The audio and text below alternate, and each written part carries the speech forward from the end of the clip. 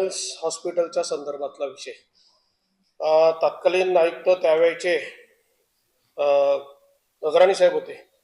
यांनी खऱ्या अर्थाने ज्या पद्धतीने एवढी घाई केली आणि मुंबई महानगरपालिकेचा भूखंड तर आहेच, पण त्याचबरोबर एवढं मोठं उपनगरामध्ये असणारं एक हॉस्पिटल म्हणजे 16 तारखेला आचारसंहिता लागली आणि 15 तारखेलाच त्याची एनओसी दिली.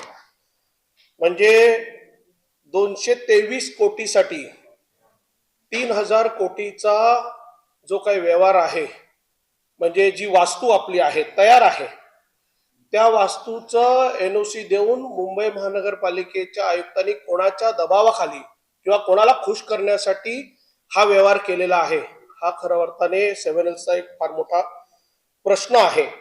खऱ्या अर्थाने जर तुम्ही बघितलात तर सेव्हनल्स सारखी एवढी मोठी वास्तू आज इथे उभी आहे अंधेरी मरोळमध्ये, आणि याच्यामध्ये जर आपण बघितलं तर खऱ्या अर्थाने 15 डिसेंबरला याची एनओसी देण्यात आली.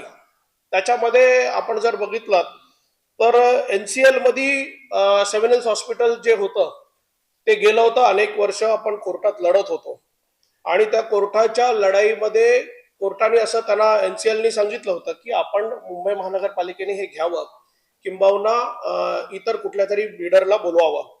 याच्यामध्ये 2च बिल्डर खऱ्या अर्थाने बोलवण्यात आले. त्याच्यामध्ये सुद्धा एक बिल्डर यांनी माघार घेतली आणि एकाच बिल्डरला फक्त हे ह्याच्यामध्ये पार्टिसिपेट करण्यासाठी संधी दिली. आणि खऱ्या अर्थाने जर ते बघितलं तर त्याच्यामध्ये कुठलीही म्हणजे एमओयू साठी आणि ना हरकत प्रमाण अगोदरच दिलंय आणि आता सुधार समितीमध्ये हा प्रस्ताव आणलेला आहे. म्हणजे आयुक्तांना एवढी काय घाई होती त्यावेळेच्या की हा प्रस्ताव सुधार समितीमध्ये येणं, प्रस्ताव पास होणं, सभागृहामध्ये येणं आणि सभागृहामधून पास झाल्यानंतर त्याच्या बाकीची प्रक्रिया करणं गरजेचं होतं. पण त्यावेळेच्या आयुक्तांना असं का वाटलं किंवा कोणाचा दबाव होता की एवढी मोठी जी जमीन आहे आपली, आज जर ते त्या साधारण 15 लाख स्क्वेअर फीट बांधकाम तयार आहे, आपलं उपनगरामधलं एक मोठं हॉस्पिटल, जसं आपण आता आज म्हणतो की शहरामध्ये केएम आहे, नायर आहे, सायन आहे, ह्या सगळ्या हॉस्पिटलच्या जवळपास सेव्हनल्स हॉस्पिटल आहे. आणि मग जर हे हॉस्पिटल तयार 15 लाख स्क्वेअर फीटचं बांधकाम करून रेडी पोझिशन मध्ये असताना जर आज तिकडची जर आपण रेडी रेकनर भाव जर बघितलं तर साधारण तो 3000 कोटीच्या जवळपास जात आहे. आणि मग एवढी फक्त 223 कोटीसाठी, मग मुंबई महानगरपालिकेकडे 223 कोटी नाही आहे का? आयुक्तांना असं वाटलं नाही का आपण हे 223 कोटी देऊन आपण ही मुंबई महानगरपालिकेला उभी असलेली वास्तू आपण ताब्यात घेऊया?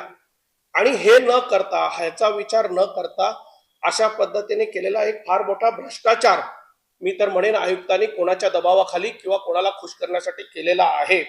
त्याचबरोबर जर आपण बघितलं तर त्याच्यामध्ये आपण जर बघितलं की गेल्या बजेटमध्येच, म्हणजे आता जो बजेट पास झाला त्याच्यामध्ये नवीन हॉस्पिटलसाठी प्रोव्हिजन करण्यात आलेली आहे. साधारण 150 कोटीच्या जवळपास काहीतरी नवीन एक हॉस्पिटल बांधायचंय म्हणून केलं.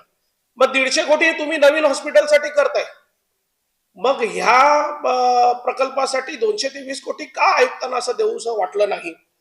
दुसरी गोष्ट, त्याच्यामध्ये मला एकंदर ज्या वेळेला माहिती मिळाली तर ग्लोबल आणि रिलायन्स या दोघांचं संगनमत आहे, म्हणजे त्यांची सिस्टर कन्सर्न म्हणजे बेबी कंपनी म्हणून आहे.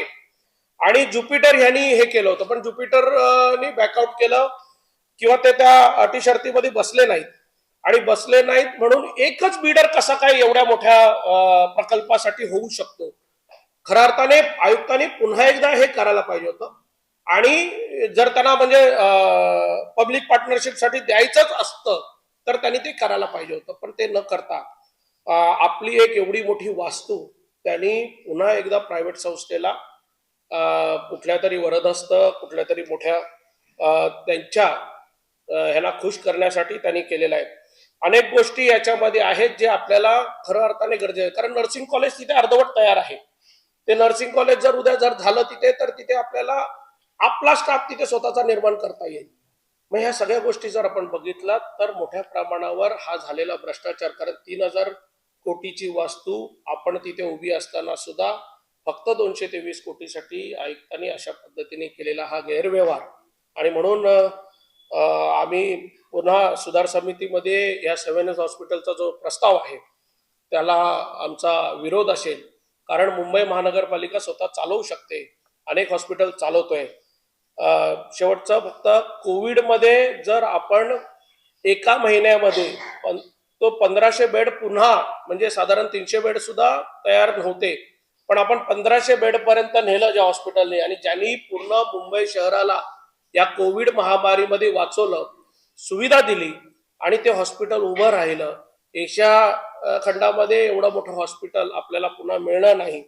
अशा परिस्थितीमध्ये या पद्धतीने केलेला हा व्यवहार, मला वाटतं त्यावेळेचे आयुक्त जे होते त्यांनी हा केलेला फार मोठा भ्रष्टाचार आहे. हा कोणाच्या सांगण्यावरून आणि कोणाच्या वरदस्ताखाली केलेला आहे, हा एक मोठा संशयाचा भाग आहे असं मी सांगतो. धन्यवाद.